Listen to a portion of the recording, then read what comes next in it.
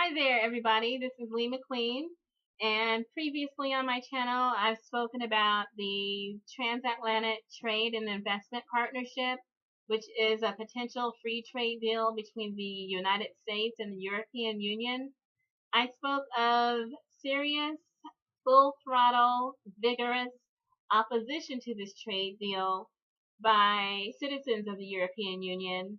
And I also speculated that this trade deal was a contribution to the Brexit vote, the vote of British citizens to exit the European Union. Um, a lot of information about this free trade deal has been kept secret. It's been negotiated in Brussels and then various cities in the United States, and it's caused quite a bit of consternation and suspicion and outrage by citizens who feel that the trade deal, like the transatlantic Trans-Pacific Partnership, is a corporate power grab, an overreach, an attempt of these large mega multinational corporations to actually declare war upon citizens. That's my view, and that's the view of many people on the ground who'd be negatively affected, in fact, severely affected by these trade deals. I personally feel that both the TTIP and the TPP would become a form of class slavery, a form of wage slavery, and debt slavery, with no government oversight and protection, no consumer protection, no food safety, no environmental regulation, nothing to protect the citizens from abuse by mega corporations. And so there is an article at Common Dreams. It says the latest leak shows how the TTIP is actually putting U.S. and European Union clean energy goals in mortal danger. And you would think that that would be a dramatic statement, but it actually isn't. There have been groups like Friends of the Earth and Greenpeace and other environmental organizations that have made strides to provide information to citizens to circumvent the secrecy of these trade negotiations by our political elite and these corporations. They've been trying to keep us in the dark, trying to cover a pile of SHIT with sugar and then sell it to us, like Barack Obama has been trying to sell Trans-Pacific Partnership to us. Basically, it's a big old pile covered with sugar, and not a lot of people are buying what he's trying to sell. But they're saying in this article that what has been leaked is pretty much confirmation that these trade deals are a leap backward in terms of environmental concerns and versus the fossil fuel industry. This is the 12th round of negotiations that took place in Brussels just this past Monday. And according to the Sierra Club, which for some reason endorsed Hillary Clinton, who is pro TPP, and she's probably pro TTIP as well, but nothing makes sense in the election season this year. But let's just take it for what it is. The Sierra Club says that they're concerned. Let's just go with it, regardless of how it doesn't make sense. But anyway, Sierra Club says that the TTIP proposal would require the U.S. and the EU to eliminate all existing restrictions on the export of natural gas in trade between two parties. No restrictions. Also, the TTIP would undermine clean energy policies such as renewable portfolio standards or feed-in tariffs by stating that electricity utilities in the U.S.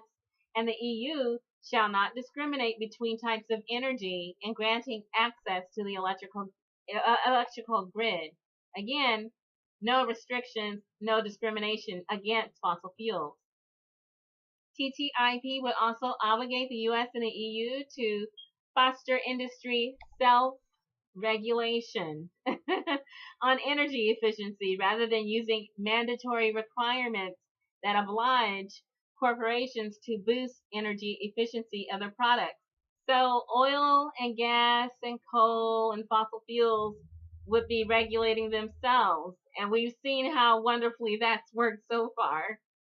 But the fourth statement by Sierra Club is that the TTIP would threaten protections against destructive extraction of fossil fuels and natural gas resources in countries outside the U.S. and the EU. And that's probably a statement about fracking.